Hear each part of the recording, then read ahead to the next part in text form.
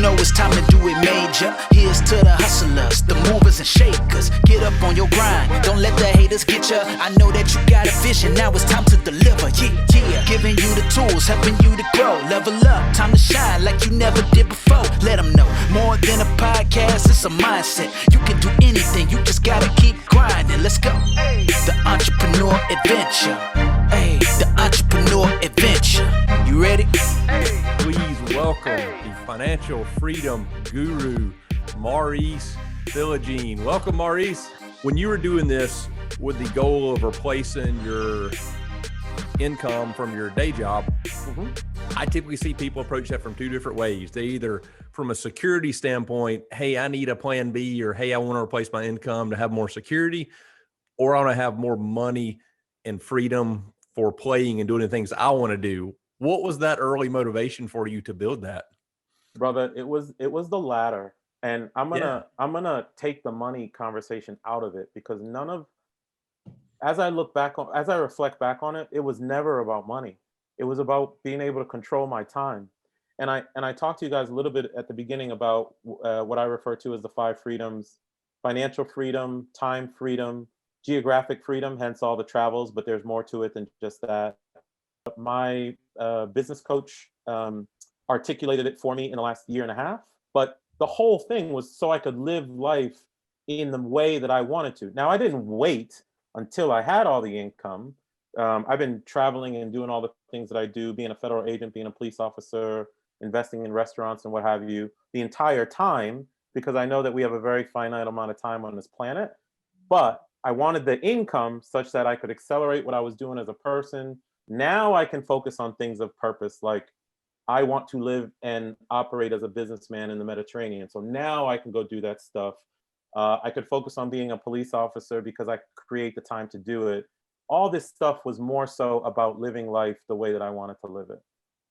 So Maurice, there was a little bit of a hiccup there in the connection. Okay. But from the 5 freedoms, I got the financial freedom, time freedom, geographic freedom. Did you mention the other 2 freedoms? I did. Yeah. All right. Yeah. If you want to re-edit, Let's if you want start to from just go back into those 2, and we'll edit it. Okay. We'll make it make sense. Yeah. So it was financial freedom, time freedom, geographic freedom, hence the travels. That's what I had mentioned. But it's also freedom of purpose. That tends to be the thing that makes us the most happiest from my perspective. And freedom of relationships, which is making sure that there's nothing stopping you from building new relationships with people that can teach you or help you expand as a person. That's not networking. It's things that can stop you from doing that, like a job where you have to be for 15 hours a day, where you're too exhausted to go have relationships with people. Those were my goals. My goals was to live an extremely well life, not from a money perspective, from an experiential perspective. And I'm telling you, I'm living my best life now with what I'm doing and how I operate on a day-to-day. So you knew your goals, you knew what you wanted to achieve, you started moving forward in what I would consider a very fast pace, and taking those opportunities that you could to research and learn and implement. That's the biggest part I see, is implement and go take action. Now, it took a long period of time for this to happen for you, with no roadmap, no sort of set of mentors. Do it this way. This is how I was able to do it. During that process, what kept you showing up every single day for all those years, not knowing whether you were going the right direction or not? Were you just committed to knowing this is going to happen if I put in enough work and time? Or did you ever question the direction or the investment plan you had in place? Yeah, man, I'm human. I think most people struggle to show up every day for 6 months. You showed up every day for years to make this happen with no guarantee. Yeah. Listen, to me, there's more risk in not doing it. I mean, that's the bottom line. I am still at the company where I work now today because I want to be, not because I have to be. I'm a police officer in the DC area because I choose to be, not because I want to be.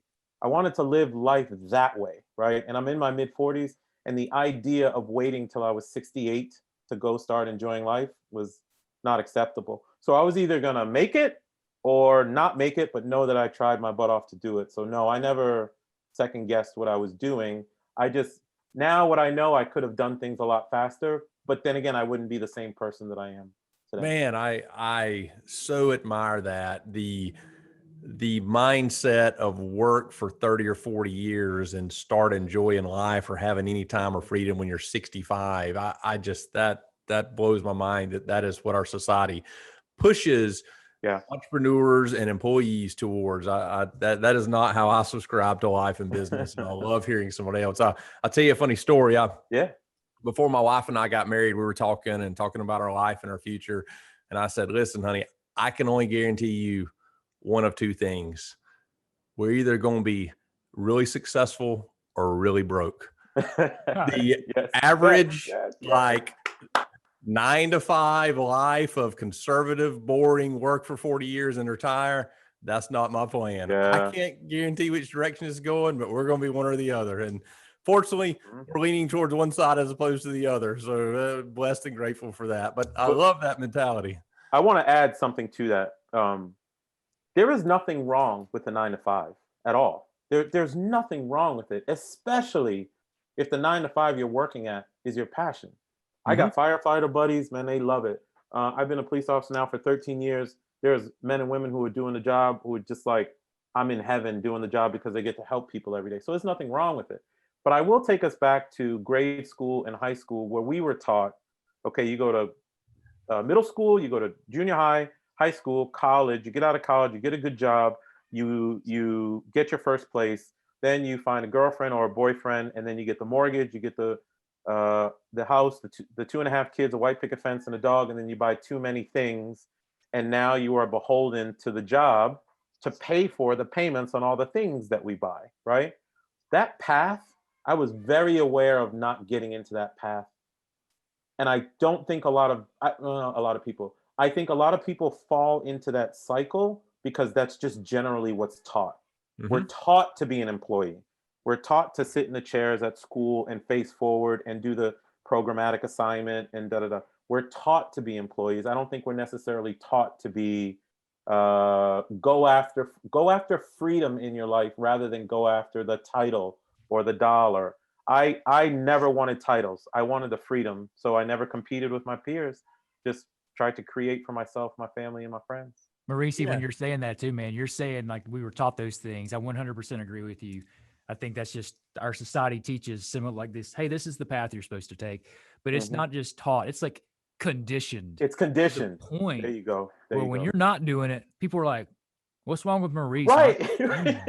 They question you when you don't do it. You get questioned about there's like this social pressure for you. Hey, you're being different. You need to get. This is the way you're supposed to do it. Come back over here. It's there's this weirdness when you're an entrepreneur. You're making risk and sacrifices like you've made because your friends are they're living seemingly a better life, right? They're 25 years old. They got way more free time than you have at that point because you're building for something bigger that's in your future. You're not building for like just tomorrow. And it's huge. But again, like there's this social pressure of like, what are y'all doing? Like Chad's, it's funny too. You mentioned Maurice, like going to the library and reading books. Chad's story is so similar, going to Barnes and Noble for months at a time, just every day reading books about how to build a house, and then he builds his own house. And it's just, you didn't have to buy the books. You just free. You guys were financially thrifty from the start, man. There we go. That's why I vibe with y'all. But there's that pressure though that's on you to like conform, and it can be tough to get out of that pressure to stay true to your path. As Chad mentioned, like you stay true to a path for a decade when you probably got some social pressure from outside of like, hey man, why don't you just do it the way we're doing it? So how did you keep yourself on that path for you? Like, was it just like, man, financial freedom just meant like it meant enough to me. I could kind of taste it before it was there. Like, how did you stay so committed to your path? The travel did it. I had an experience when I was 15 years old. I was an inner city kid, and my parents, I'm a native French speaker, but my parents had an exchange student come from Paris to stay at our house. The next summer, my dad sends me to his house in Paris, and his dad proceeds to drive us around France for 30 days on my third day of being there.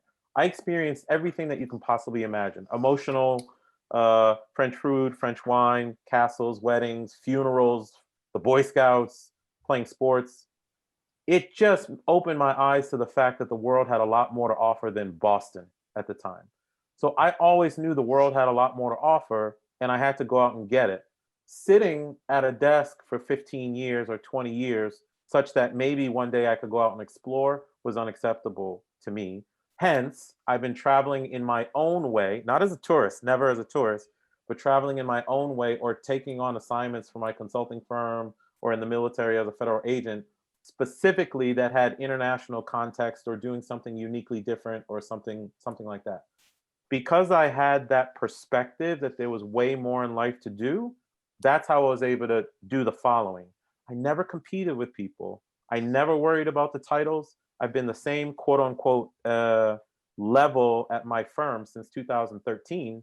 I don't care, because I did not want to I didn't want to be a partner. I didn't want to spend 100, 150 hours a week doing those types of things. What I care about, obviously I still work for my firm and I love them. They've been the best to me over my life. What I cared about was giving outcomes to the people that I work for and outcomes to my customers. The title didn't mean anything, but I needed the W-2 to fuel my entrepreneurial endeavors, but I was unwilling to put in the extra time, the networking, the going to events and all those types of things that would take away from me building the second half of my life.